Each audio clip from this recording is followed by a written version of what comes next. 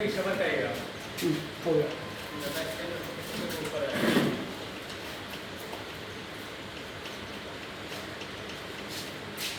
बोलिए जय गुरुदेव श्री हनुमान जी महाराज की। शुगर केन ट्रेनिंग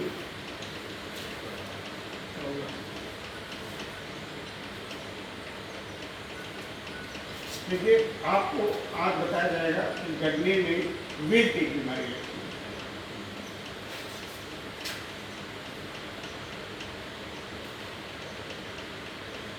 है। विल्ट, इसको हिंदी में उकठा रोग कहते हैं।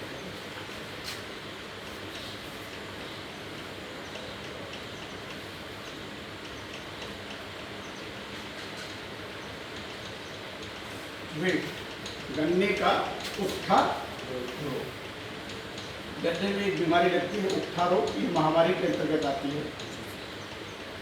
यह बीमारी एक फंगस है जिसके कारण लगता है। कवक, कवक जनित बीमारी है ये, और मृदा में, सॉइल में, मिट्टी में इसके फंगस पाए जाते हैं। बीमारी दो तरह की होती है, एक मृदा जनित और एक बीज जनित। बीज जनित का मतलब इसे सीड बॉर्न डिजीजेस कहते हैं, जिसके फंगस या माइक्रो ऑर्गेनिज्म बीज के अंदर पाए जाते हैं, बीज से बीज में ट्रांसफर होते हैं। और मृदा जनित होते हैं कि जिनके फंगस और कवक मृदा में रहते हैं। और एक soil and seed borne disease, जो मृदा में भी रहते हैं और सीड में भी रहते हैं। तो ये क्या है? ये सॉइल बॉर्न डिजीजेस है। सॉइल बॉर्न डिजीजेस है, मृदा जनित रोग किसे कहते हैं। और यह जो है एक कवक है फ्यूजेरियम।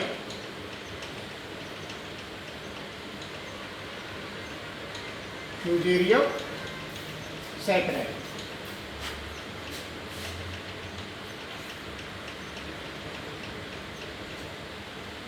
फ्यूजेरियम प्रजाति का जो है फ्यूजेरियम, और एक सिफेलोस्पोरियम सैकराइड। दो प्रकार के फंगसों की जातियां हैं जो फ्यूजेरियम के ही अंतर्गत आती है। आप अरहर तुअर समझते हैं? तुअर में भी एक बीमारी लगती है उकठा रोग, खड़ा खड़ा तुअर सूख जाता है। इसमें भी फ्यूजेरियम ऑक्सीस्पोरम, इसी प्रजाति का कवक तुअर में भी, लेकिन उस प्रजाति का फ्यूजेरियम सैकराइड और एक सिफेलोस्पोरियम सैकराइड। Cephalo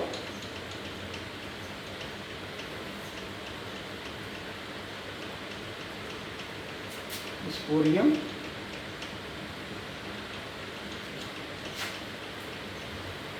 saccharide.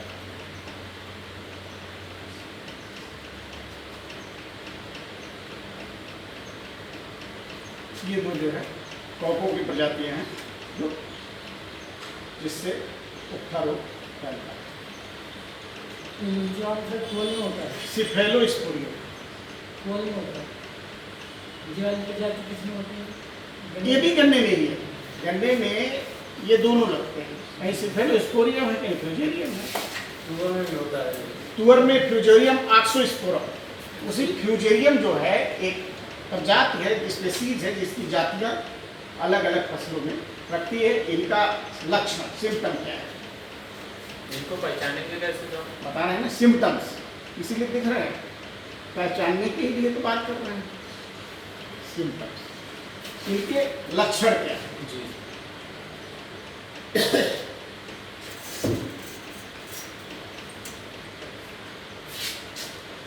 जिस गन्ने के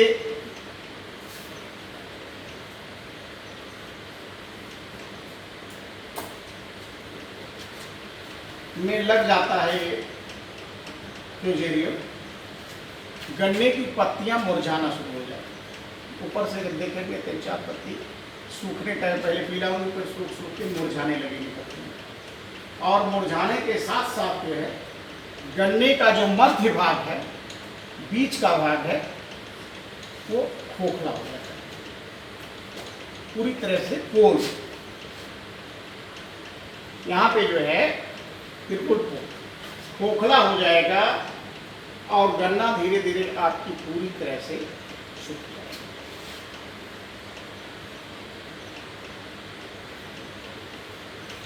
सूखना, गन्ना पूरी तरह से सूख जाएगा। फ्यूजेरियम का जब अटैक होगा, देखिए क्या है, इसके सिम्टम और red rot of sugar cane के सिस्टम थोड़े थोड़े मिल जाते हैं। गन्ना उसमें भी सूखता है इसका, लेकिन जब मैं रेड राट पढ़ाऊंगा तो आपको बताऊंगा क्या डिफरेंस है। इसमें बदबू आता है, इसमें बदबू नहीं आता है, सुन लेंगे। देखिए ये क्या है, ये बीच में खोखला हो जाता है और जब इसको बीच से आप फाड़ेंगे तो इसमें जो है बैगनी रंग और कुछ रेड स्ट्रिप की धारियाँ इसमें आपको मिलती हैं, लेकिन सूंघने पे बदबू नहीं आती है। और रेड राट आप शुगर केन लगा हुआ है तो उसमें एल्कोहल की तरह सिरके जैसे इसमें वो महक नहीं आती। दूसरी चीज, ये गन्ना जिसमें लगा है सूखा है, उसको जब आप तोड़ेंगे पिचक जाएगा, और अगर उसमें रेड राट लगा है उसमें तड़ाक से। ये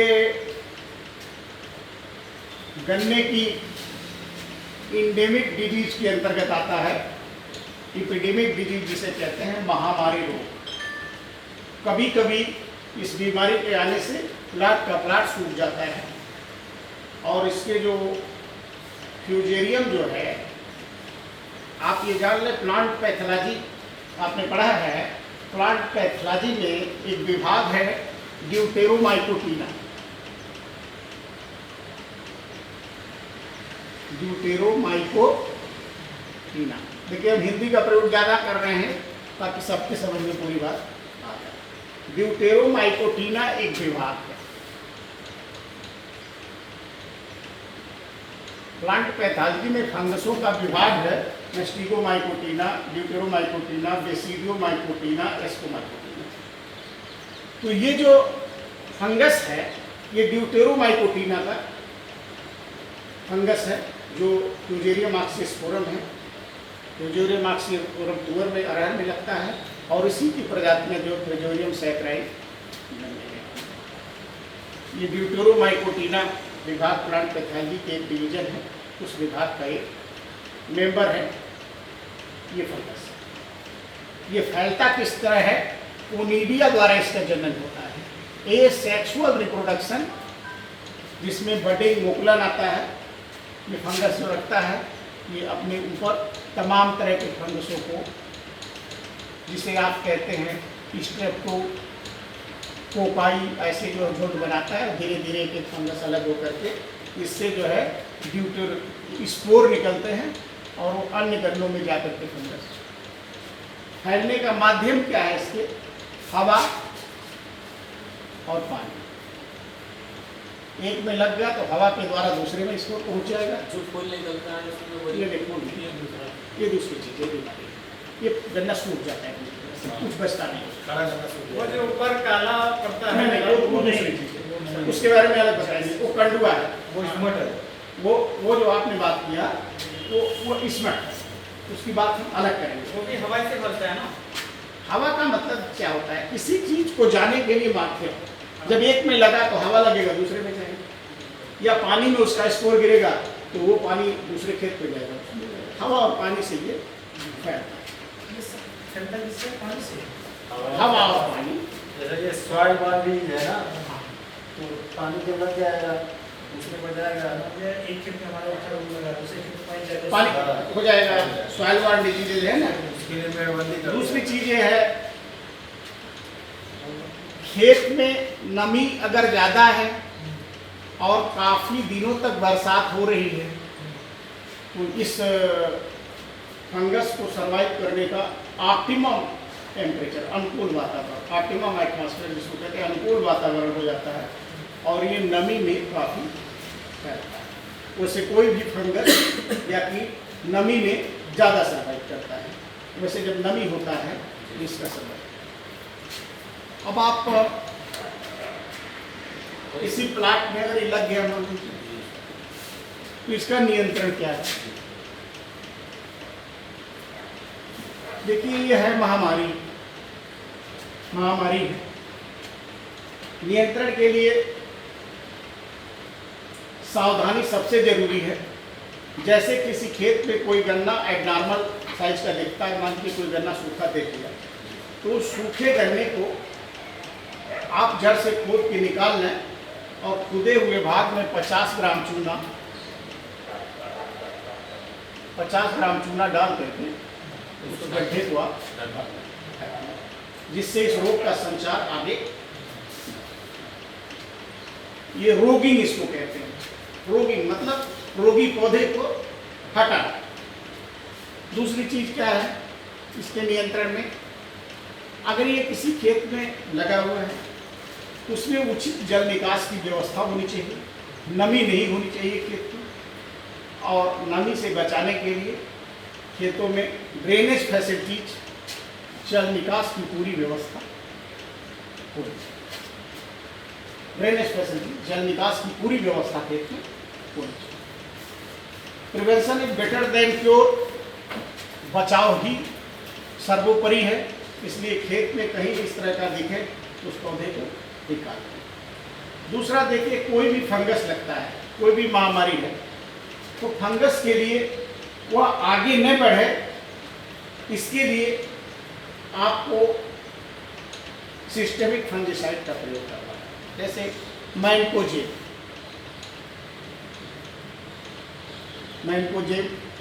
78, Dithane M45, Vitavax, velvet, copper oxychloride,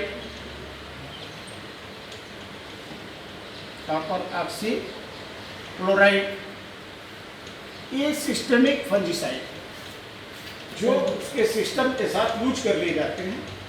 ये सब चीज़ सावधानी के तौर पे आप डालेंगे प्लाट में, तो जिसमें ये लग गया वो तो नहीं ठीक होगा।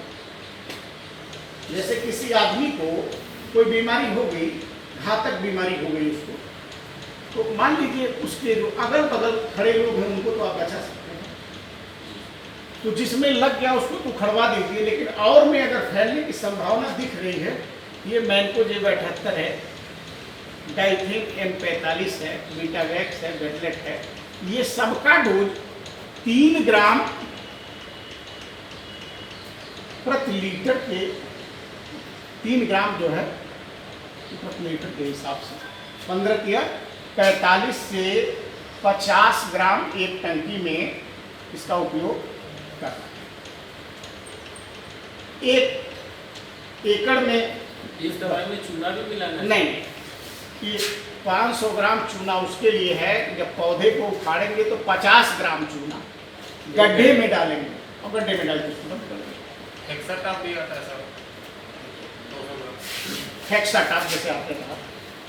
देखिए, मेरा कहने का मतलब ये है, तमाम कंपनियां अलग अलग नामों से दवाएं बनाती हैं। जैसे कॉपर ऑक्सीक्लोराइड दवा का नाम नहीं है, ये फार्मूला है। मैनकोजेब जैसे पैरासीटामॉल साल्ट है, कोई कलपाल के नाम से बनाता है, कोई लोपाल के नाम से बनाता है। तो आप साल्ट जाने, तो साल्ट जानेंगे तो आपको कभी कंफ्यूज नहीं होंगे। इसलिए मैनकोजेब, मान लीजिए आप कलपाल ही जानेंगे और किसी दुकान पर नहीं मिली तो फिर पैरासीटामॉल जानेंगे तो फार्मूला आपको सर वो नीचे वाला कॉपर ऑक्सीक्लोराइड, वीटावैक्स, बेनलेट और कॉपर ऑक्सीक्लोराइड, ये सारी दवाएं नहीं डालना है, इसमें से कोई एक दवा जो मार्केट में उपलब्ध हो वही डालना है। कॉपर ऑक्सीक्लोराइड या जो भी एक फंजिसाइड है, ये 3 ग्राम प्रति लीटर के हिसाब से आपको डालना है और 45 से 50 ग्राम एक टंकी में पड़ेगा। किसान को साधारण भाषा में आप बताओ कि 10 गिलास पानी ले ले किसान, 10 गिलास पानी और 15 दोहे में 150, ये हो गया। तो 15 टंकी में कितना हो गया, कितना ग्राम हो गया? 3 लीटर 45 ग्राम एक टंकी में, तो 10 टंकी में कितना हुआ? 450 ग्राम। 450 से 500 ग्राम 10 टंकी में लगेगा। 10 गिलास पानी लीजिए और 500 ग्राम की एक पैकेट आप इसमें डाल दीजिए। अच्छी तरह से इसे आप खोल लीजिए और एक टंकी में पानी और 1 गिलास दवा स्टीकर भी तो और इसके साथ चिपको, किसान चिपको के नाम से जानता है इसे और इसे स्टीकर भी कहते हैं। ये 5 ग्राम जो है प्रति टंकी 5 ग्राम प्रति टन। सिलिकॉन बेस है, अगर तब कनेक्टर बेस है तो 30 ml ये लगेगा। एक वो दुकानदार आपको बता देगा कौन कनेक्टर बेस है और कौन सिलिकॉन बेस। अगर इस तरह की कोई भी प्रॉब्लम कहीं भी दिखती है तो आपको किसान को इस तरह का सलाह देना है और अपनी जानकारी को रखना है। धीरे धीरे इन चीज़ों को एक एक दिन आपको एक एक चीज़ समझाया जा रहा है जिससे आपके दिमाग को पूरी तरह से ये बैठ जाए। अब इन्हीं बातों के साथ मैं अपनी बात समाप्त करूँगा। जय गुरुदेव।